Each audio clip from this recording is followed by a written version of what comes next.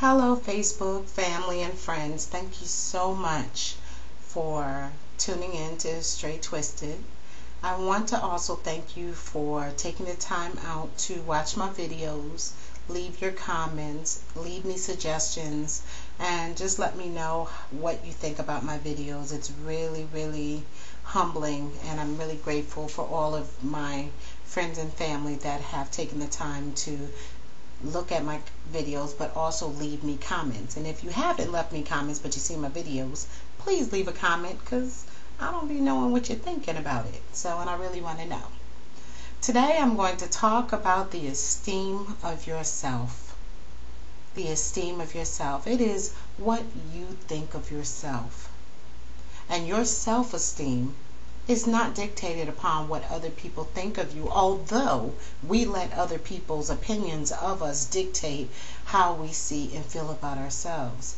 There are some things that are key components in why some people have low self-esteem. One, it could be abuse, which can be physical, verbal, sexual.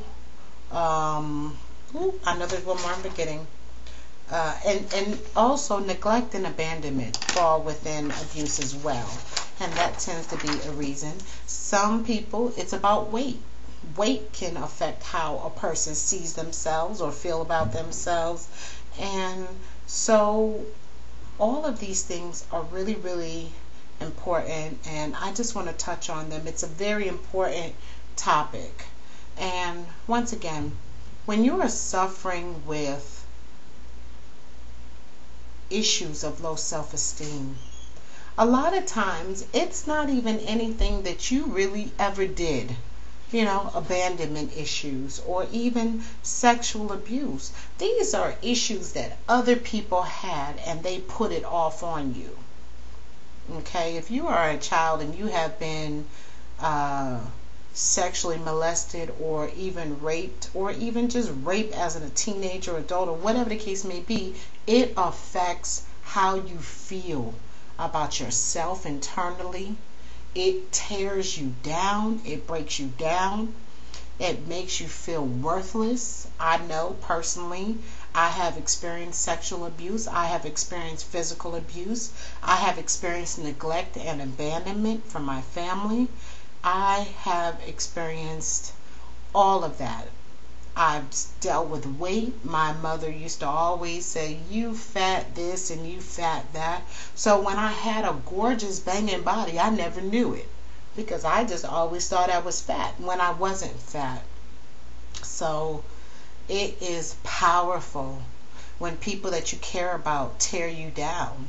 And it's hard for a lot of us to move beyond that and get to a place of loving and accepting ourselves. So today, I just hope that somehow this video can help you to just see that you are worthy of greatness, you're worthy of love, you're worthy of happiness, that you are beautiful. It does not matter what size you are. You can be a petite woman and you can be a full-figured woman. You are still beautiful, because there is someone for everyone in this world. But the most important thing is getting back to the self-esteem, is that it is what you think of yourself. If you think of yourself as a fat, sloppy, nasty, unlovable person, then it's almost like you create that. You create those images within yourself. If you are critical of yourself, you're critical of your hair, you wish your hair was longer, you wish your hair was shorter, you wish your hair wasn't so curly, you wish it was straight, you wish your nose was smaller, you wish, you think your nose is too big. We criticize ourselves, and we have to learn to love the skin we're in. Some women who are deeply affected with low self-esteem, it manifests itself in the relationships and the partners that you choose. If you have abandonment issues, if people that always in your life told you that they loved you, but then they would turn around and leave you, well, as soon as someone comes into your world that's willing to stay, even if they're milking off of you, even if they're using you, even if they're mistreating you and abusing you, you tend to have a hard time letting this person go. Why? Because you feel like they love you more than anybody else loved you. Why? Because they stay. That's not love. That's abuse. That's neglect. And you don't deserve it. When people come to you and say, you know what, I don't want to be in this relationship anymore, but you still want to push yourself into that relationship. You still want to cling to that person like you're going to make them be with you. You need to love yourself enough to say, you know what, it hurts. I love this person, but they don't love me back. I need to go steal away, be to myself, do what I need to do to get myself strong emotionally and mentally to be able to move on. When you have a hard time letting go of something that is not good for you, it's not about that person, the other person. It's not even about that thing. It's about you and what you think. People that get into drug addictions, it is about low self-esteem. It's about something that happened in your life that you can't deal with. It's too painful. You don't want to talk about it. You don't want to face it. So all you do is self-meditate. Now, excuse me, I said meditate. I meant self-medicate. So now you're living in this fog. You don't have to deal with the issue until your high comes down, and it keeps you in it. Now you're feeling guilty because you got high after you said you weren't going to do it anymore. So now it's like this circle. The guilt triggers the drug abuse, the drug habit. The drug habit triggers the guilt. And it's just, it keeps going. It's a never-ending cycle. You have to be the one to say that I am sick and tired of being sick and tired. And that's it. I know I have been there. There's not anything that I'm going to sit back and talk to you guys about that I personally have not been through. When you have been sexually abused, physically abused, neglected, abandoned by your family, by so-called friends and mates and things, that you don't love yourself, you don't love yourself, you don't like yourself. So you just set out on this self-sabotaging mode of destruction because you don't care. Because you feel like no one cares about you, so you definitely don't care about yourself, and you put yourself in situations that you do not need to be in. And when you do that, it is a cycle. It is like a snowball effect. You have to be the one to know that, you know what, you don't deserve what's going on with you. You don't deserve what's going on. You don't deserve to still carry around the weight of other people's sins, other people's issues that they had, that they couldn't deal with themselves, so they decided to put it off on a little kid, or put it off on their kids, or put it off on their friends or their family.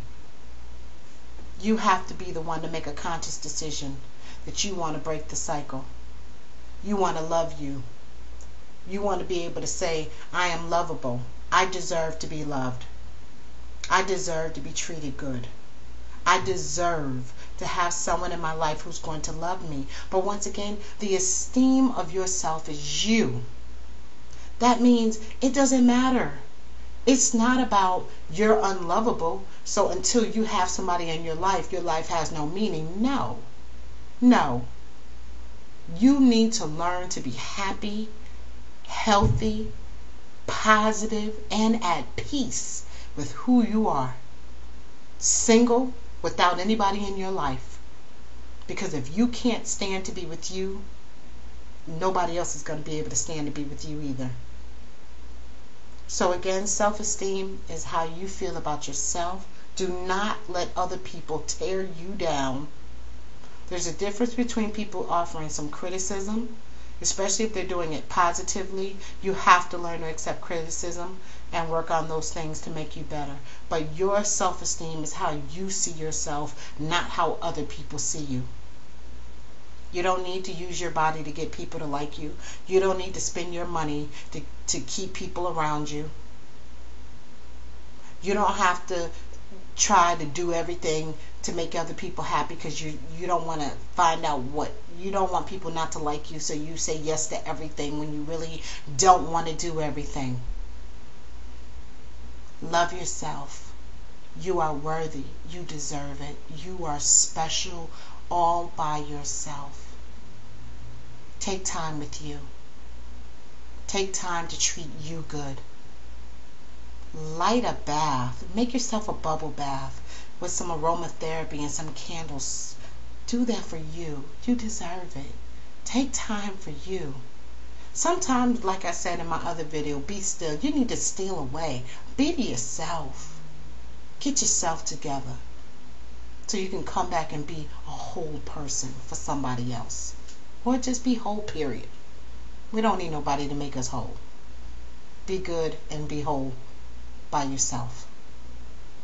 So that's the end of that video.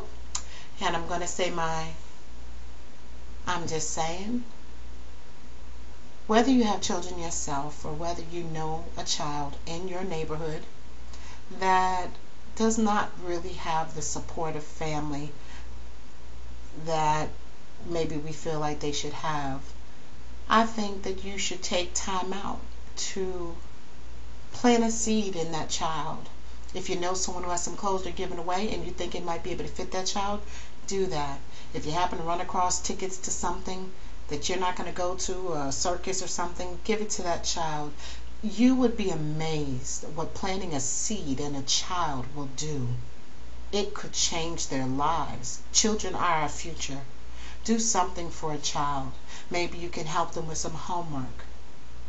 You know, just try to do something for a child that maybe they're not able to do for themselves.